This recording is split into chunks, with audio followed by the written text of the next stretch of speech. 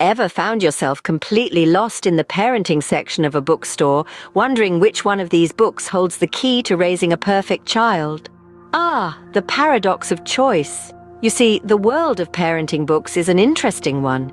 It's like a vast ocean filled with a colorful array of fish, each claiming to be the most beneficial to your parenting journey. But the irony? Despite this abundance, parenting remains one of life's most perplexing puzzles. Now imagine this. You're standing in front of a towering wall of books, each one promising to reveal the secret to perfect parenting, from how to raise an emotionally intelligent child to the no-cry sleep solution. The titles are as varied as they are enticing. And yet, do they truly hold the answers we seek?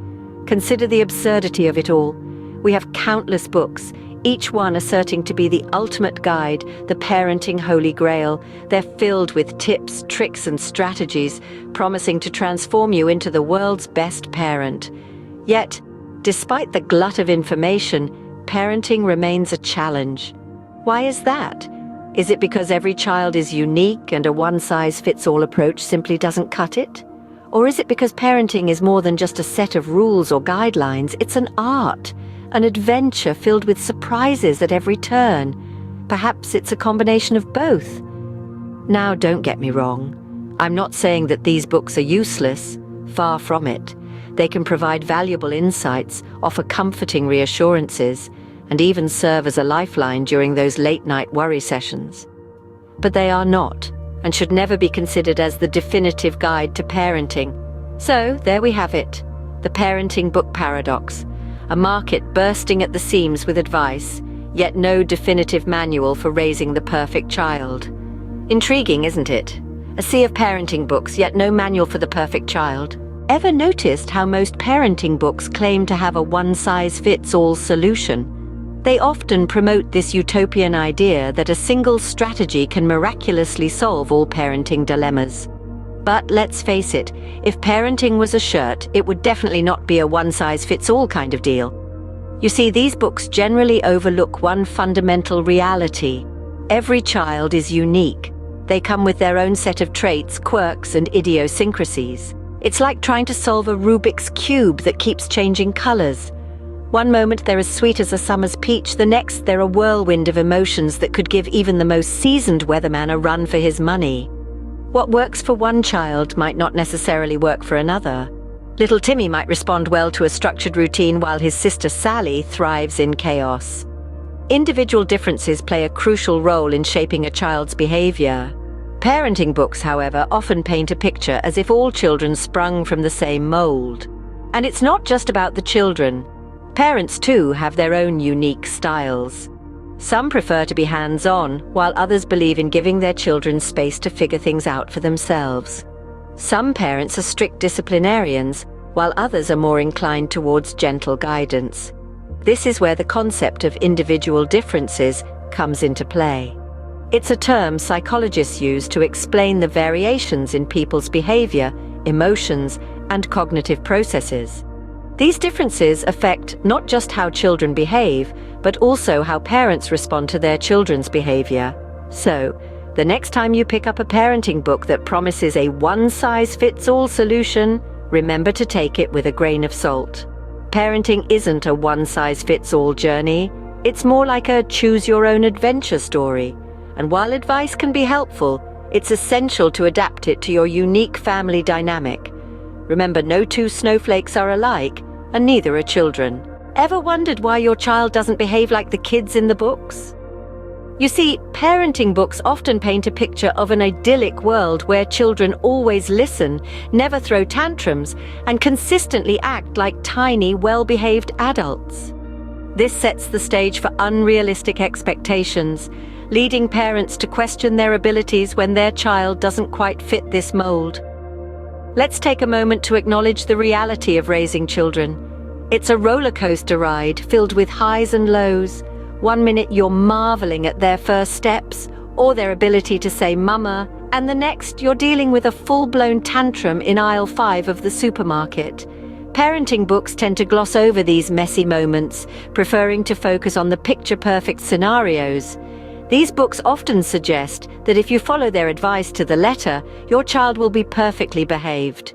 But let's be honest, how many of us have tried these techniques only to find our little ones still acting like, well, kids? The truth is, children are not robots to be programmed. They're unique individuals with their own personalities, quirks, and behaviors. Trying to fit them into a one-size-fits-all mold is not only unrealistic, but it can also be detrimental to their growth and development. So, what's the solution? Well, it's important to remember that parenting isn't an exact science. It's a journey of learning and adapting. It's about understanding your child, their needs, and their personality, and tailoring your parenting style to suit them. And remember, it's okay to have bad days. It's okay to feel overwhelmed. It's okay if your child doesn't behave exactly like the kids in the books, because guess what? Those kids don't exist. So the next time your child doesn't match up to the book's version of a perfect child, remember, it's not you, it's the book.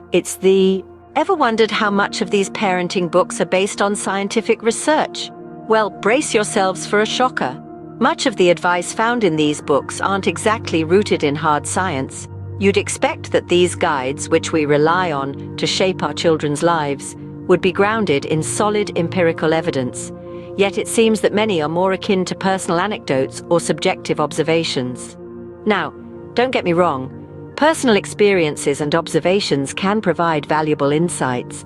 But when it comes to the delicate task of raising a child, wouldn't you prefer advice that's been tested and proven by the rigorous standards of science? Take a moment and ponder on it.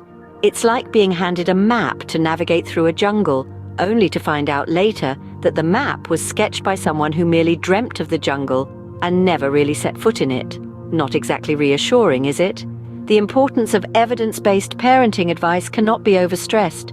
It's like the compass that helps us navigate the parenting jungle, providing us with reliable directions. It's based on actual studies and research, not just on someone's feeling or intuition.